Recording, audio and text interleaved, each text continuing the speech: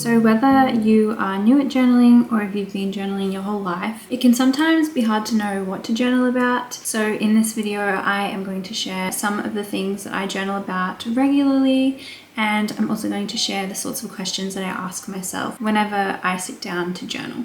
I'm also going to share some of my top tips for journaling, so if you struggle with journaling, I really hope this video is helpful to you. So one thing I really like to write about in my journals is places that I've been or places that I've visited. So you can write about anywhere that you've gone to, any holidays or trips or day trips, or special outings, so like places that you might not go to very often. These are some example pages from my journals of pages that are sort of focused around places that I've visited, and this is just something really easy to journal about that's always nice to look back on later on. So it can be like travel journaling, or it can just be for smaller outings or smaller little trips, and you can just journal about the time that you had and the time that you spent, and it's always just really nice to look back on.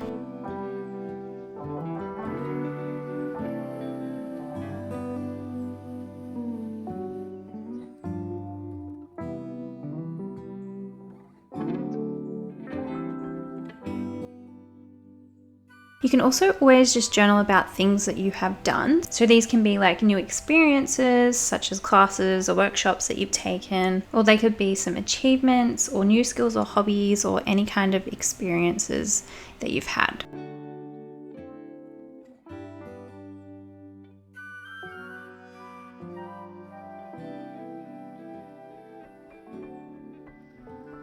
You can also always write about future plans. So these can be things that you're planning on doing, things that might be ages away, or they might be really soon. So anything that you have planned coming up, it could be projects, it could be goals, or it could be experiences. Another thing I really like to journal about is gratitude. So you can do lists, like intentional lists of things that you're grateful for, or you can write whenever you're feeling grateful, or you can always incorporate little reminders of things that you should be grateful for. So sometimes you can write little reminders of things in your life that you are grateful for, just so that you can stop and reflect on those things. Another thing that I journal about all the time is just how I'm feeling. So literally just how you're feeling right now, and you can elaborate on why you're feeling that way, but you don't have to. There's no need to justify your feelings.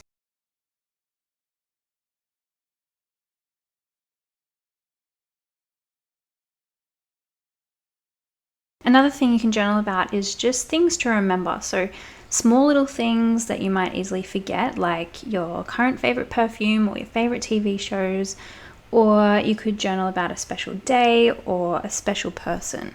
So things that you might forget later on in life, little details that you might want to look back on.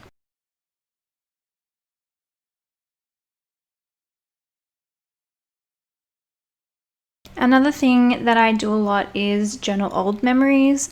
So these can be reflecting on old photos or ephemera pieces that you might find, or you can just write about things that you haven't written about before. It doesn't matter how long ago it happened. It could be childhood memories, anything like that that you want to write about. You can just write what you do remember.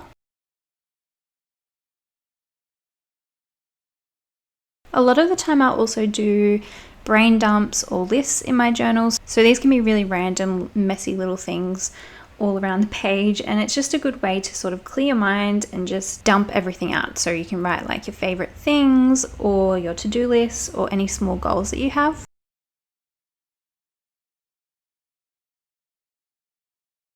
And similar to writing about how you're feeling, I think a good one is writing down any time that you're feeling worried or anxious. This is just really helpful to sort of clear your mind again and just ground yourself. Another thing that I really like to write about in my journal is things that people have said to me. So this can be conversations that I've had with people, or just memorable things that people have said to me. You can directly quote people or just what you remember from certain conversations. And you can also always include notes or messages from other people. So they may be about you or to you. You can use those as a tool to write from as well. I also like to journal about things that I'm looking forward to. So this is sort of similar to future plans, but future plans can be anything and everything, whereas things you're looking forward to are things that you're actually really excited about, if that makes sense. So it could be things like upcoming events. It could be projects that you're especially motivated or excited to do.